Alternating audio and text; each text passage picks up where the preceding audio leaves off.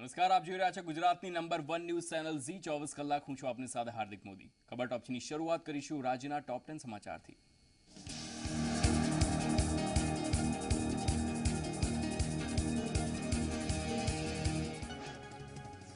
દેવભૂમિ દ્વારકાના મુવાડ ગામમાં લગ્ન પ્રસંગમાં સોશિયલ ડિસ્ટન્સના ધજાગરા ઉડ્યા. ગીતા રબારીના તાલે ભાજપના સાંસદ પૂનમબેન માડમ ગરબે રમતા નજરે પડ્યા.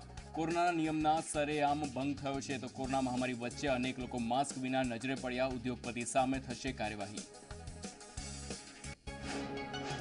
ગુજરાતમાં માસ્ક નહીં પહેરો તો કોમ્યુનિટી સર્વિસ ફરજિયાત કરવી પડશે. કોમ્યુનિટી સર્વિસ માટે જાહેરનામું બહાર પાડવા હાઈકોર્ટે નિર્દેશ આપ્યા છે. માસ્ક નહીં પહેરનાર વ્યક્તિને રોજના 5 થી 6 કલાક કોમ્યુનિટી સર્વિસ કરવી પડશે. આ કોમ્યુનિટી સર્વિસનો સમય 5 દિવસથી 15 દિવસ સુધીનો રાખી શકાશે.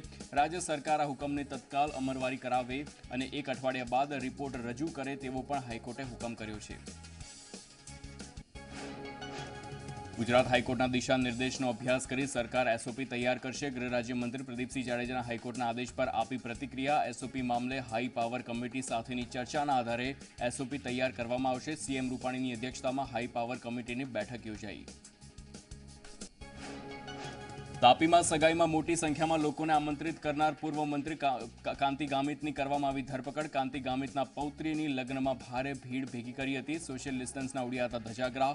સોનગઢ પોલીસે આયોજકો અને તેમાં સંકળાયેલા લોકો સામે કાર્યવાહી કરી. તાપીમાં સામાજિક મેળાવડો કરવામાં આવ્યો તે બદલ જવાબદારો સામે પગલાં લેવાયા. ગૃહ રાજ્યમંત્રી પ્રદીપસિંહ જાડેજાએ તાપીની ઘટના પર આપ્યું નિવેદન. પ્રદીપસિંહ જાડેજાએ વધુમાં કહ્યું, પોલીસે તંત્રએ જે તે જવાબદારી નિભાવવાની હતી તે ચૂક થઈ ગઈ છે.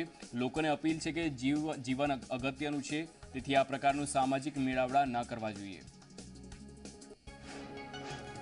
ગુજરાતમાં એલઆઈજી આવાસોના દસ્તાવેજોમાં મહિલા સભ્યનું નામ ઓછા ખર્ચે ઉમેરી શકાશે. ભાજપ પ્રમુખ અને સાંસદ સી.આર. પાટીલની રજૂઆત બાદ સરકારે નિર્ણય લીધો છે. આ અગાઉ મહિલા સભ્યનું નામ ઉમેરવા માટે સ્ટેમ્પ ડ્યુટી તેમજ રજીસ્ટ્રેશન પેટે 18,000 રૂપિયાથી વધુનો ખર્ચ થતો હતો. રાજકોટની ઉદય શિવાનંદ કોવિડ હોસ્પિટલમાં આગ મામલે પોલીસે 2 વધુ આરોપીઓની તબીબની ધરપકડ કરી છે. ડોક્ટર તેજસ મોતીવારસ અને ડોક્ટર દિગ્વિજયસિંહ જાડેજાની પોલીસે ધરપકડ કરી છે. અત્યાર સુધીમાં અગ્નિકાંડમાં 5 આરોપીઓની ધરપકડ કરવામાં આવી. ઉલ્લેખનીય છે કે ઉદય શિવાનંદ કોવિડ હોસ્પિટલમાં આગ લાગતા 5 દર્દીઓના મૃત્યુ થયા હતા. ગુજરાતના વિદ્યાર્થીઓની પરીક્ષા મામલે રાજ્ય સરકાર મહત્વના સ્પષ્ટતા કરી છે. શાળાએ 2 મહિના ચાલશે તો પણ વાર્ષિક પરીક્ષા લેવામાં આવશે. શિક્ષણ મંત્રી ભૂપેન્દ્રસિંહ ચુડાસમાએ કોરોના કાળમાં પરીક્ષાઓના સંદર્ભમાં આ નિવેદન આપ્યું. શિક્ષણ મંત્રીએ કહ્યું કે હજુ સુધી શાળાઓમાં શૈક્ષણિક કાર્ય શરૂ કરવા મામલે સરકારનો કોઈ નિર્ણય નથી. તો પ્રાથમિક અને માધ્યમિક શાળાઓમાં પરીક્ષા લેવાય કે નહીં તે મામલે કોઈ નિર્ણય નથી લેવામાં આવ્યો, પરંતુ 2 મહિના શિક્ષણ મળે તો પણ પરીક્ષા તો લેવામાં જ આવશે.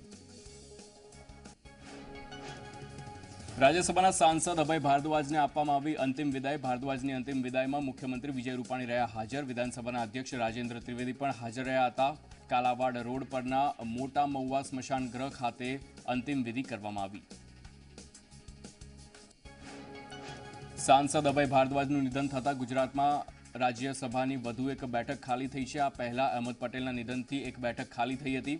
હવે આ 2 બેઠક માટે ડિસેમ્બર માસમાં ચૂંટણી પૂર્ણ થાય તેવી શક્યતા છે. બંને બેઠકોની ચૂંટણી અલગ અલગ યોજાય તેવી શક્યતાઓ છે. ઉલ્લેખનીય છે કે ભાજપનું સંખ્યાબળ હાલ 111 છે, જ્યારે કોંગ્રેસનું 65 છે.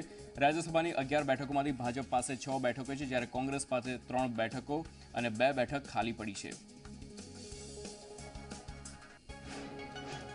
વડોદરાના ડભોઈથી ચાંદોદ અને ચાંદોદથી સ્ટેચ્યુ ઓફ યુનિટીનું પૂરજોશમાં. રેલવેનું બ્રોડગેજ લાઇનનું કામ ચાલી રહ્યું છે, ત્યારે જિલ્લા કલેક્ટર શાલિની અગ્રવાલે ડભોઈમાં બની રહેલા નવીન રેલવે સ્ટેશનની મુલાકાત લીધી અને કામગીરીનું નિરીક્ષણ કર્યું. કેન્દ્ર સરકારે 2021માં આ લાઇન શરૂ કરવાની જાહેરાત કરી દીધી છે, તો છેલ્લા 3 વર્ષથી યુદ્ધના ધોરણે બ્રોડગેજ લાઇનનું કામ ચાલી રહ્યું છે, જેને જલ્દી જ પૂર્ણ કરવાની ખાતરી કલેક્ટરે આપી છે.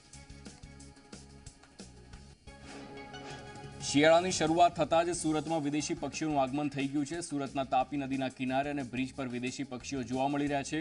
માર્ચ-એપ્રિલ મહિના સુધી સુરતમાં વિદેશી પક્ષીઓ રહે છે. સુરતમાં આવેલા વિદેશી પક્ષીઓ બન્યા આકર્ષણનું કેન્દ્ર. વિદેશી પક્ષીઓને સુરતમાં સરળતાથી ખોરાક મળી રહ્યો છે.